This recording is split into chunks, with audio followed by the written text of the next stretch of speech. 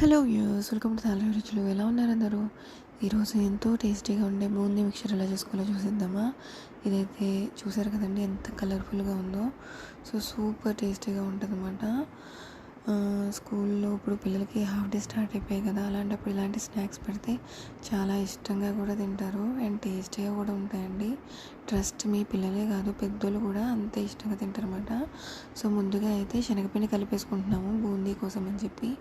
ఇక్కడ కేజీ వరకు శనగపిండి తీసుకున్నాము అండ్ 1.5 లీటర్ పైనే నీళ్ళు అయితే పడతాయి అన్నమాట. కొద్దిగా వాటర్ యాడ్ చేసుకుంటూ, అలాగే రుచికి సరిపడినంత సాల్ట్ అండ్ కొంచెం వంట సోడా యాడ్ చేసుకుంటూ చూపిస్తున్న కన్సిస్టెన్సీలో పిండి అయితే కలుపుకోవాలండి. ఇంకా డీటెయిల్డ్ వీడియో కావాలంటే ఛానల్ వీడియోస్లో ఉంది, నచ్చితే తప్పకుండా చూసేయండి.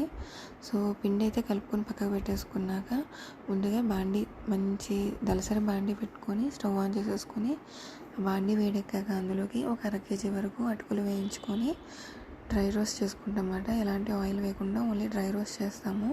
అటుకులు అనేవి మీడియం ఫ్లేమ్లోనే పెట్టుకొని మంచిగా గోల్డెన్ బ్రౌన్ కలర్ వచ్చేంత వరకు వేగనివ్వాలి. హై ఫ్లేమ్లో పెట్టుకుంటే మాడిపోతాయి అన్నమాట.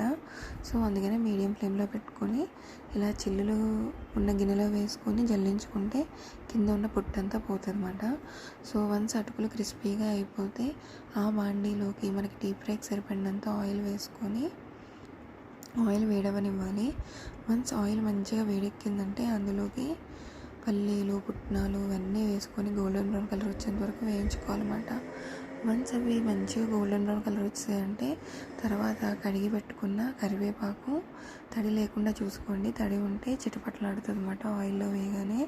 సో అలా చిటపట్లాడకుండా ఉండడానికి మంచిగా కడిగి పొడి చేసుకోండి కరివేపాకుని. సో ఆ కరివేపాకు కూడా వేసుకొని ఒక 2 నిమిషాల పాటు చూపిస్తున్న విధంగా వేయించేసుకోవాలి.